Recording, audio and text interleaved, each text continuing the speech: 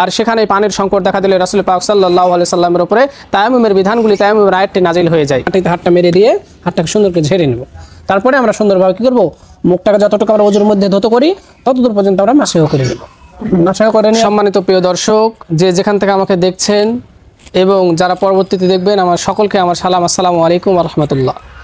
আজকে আমি আপনাদের সামনে উপস্থিত হয়েছি এই যে শীতকালে যে আমাদের একটু মেজর সমস্যা, অনেকে ডাক্তারে পানি নাড়তে নিষেধ করে বা পানি নাড়লে অনেক সমস্যা দেখা দেয়।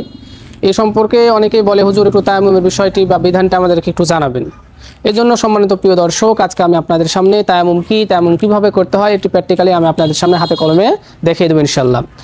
তার শুরুতেই বলতে হয় তায়াম্মুম এমন একটি পবিত্রতার মাধ্যম, অজু এবং গোসলের মাধ্যম দিয়ে, অজুর মাধ্যম দিয়ে যেমন আল্লাহ তাআলার সন্তুষ্টি অর্জন করা যায়, সালাত আদায় করা যায় এবং কোরআন তেলাওয়াত করা যায়, সকল ইবাদত করা যায়। অনুরূপভাবে পানি যদি পাওয়া না যায় বা পানি নাড়তে যদি মাজুর হয়, ডাক্তার যদি নিষেধ করে, তাহলে তায়াম্মুম করার মধ্য দিয়ে সকল ইবাদতগুলোই করা যায়। সুবহানাল্লাহ। এই জন্য আল্লাহ রাব্বুল আলামিন তায়াম্মুমের বিষয়টি হচ্ছে মাইসা রাদিয়াল্লাহু তাআলা আনহু কোনো এক যুদ্ধে রাসূল পাক সাল্লাল্লাহু আলাইহি সাল্লামের সঙ্গে যখন যান, তখন রাসূল পাক সাল্লাল্লাহু আলাইহি সাল্লামের সঙ্গে সেখান থেকে ফিরে আসার সময় তার মানে ওই গলার একটি হাত ছিল, হাতটি হারিয়ে যায়। হাতটি পাওয়ার মানে খোঁজাখুঁজির জন্য ওখানে যাত্রা বিরতি করা হয়। আর সেখানে পানির সংকট দেখা দিলে রাসূল পাক সাল্লাল্লাহু আলাইহি সাল্লামের উপরে তায়াম্মুমের বিধানগুলি, তায়াম্মুমের আয়াতটি নাজিল হয়ে যায়। তায়াম্মুমের বিধান সম্পর্কে সূরা আন-নিসার 34 নম্বর আয়াত এবং সূরা আল মায়েদার 6 নম্বর আয়াতে আল্লাহ রাব্বুল আলামিন তায়াম্মুম সম্পর্কে স্পষ্ট বার্তা দিয়েছেন।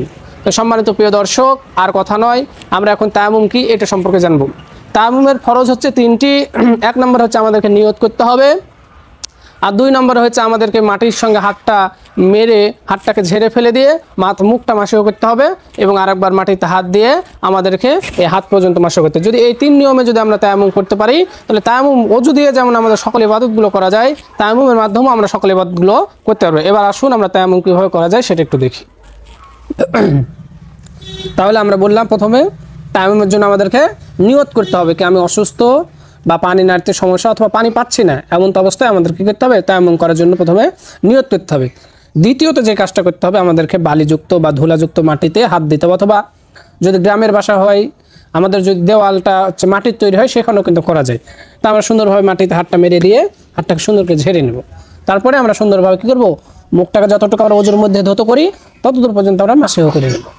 মাসিহ করে নেওয়ার পরে আমরা আবারও মাটিতে হাতটা মারার পরে হাতটা সুন্দর করে ঝেড়ে নিয়ে যতটুকু আমরা হাতের কোণের পর্যন্ত ওজুর মধ্যে ধৌত করি ততটুকু আমরা কী করবো, মাসিহ করব। এই নিয়মে যদি আমরা সুন্দরভাবে তায়াম্মুম করতে পারি, তাহলে আমরা এই তায়াম্মুম দ্বারা আমাদের সকল ইবাদতগুলি হয়ে যাবে।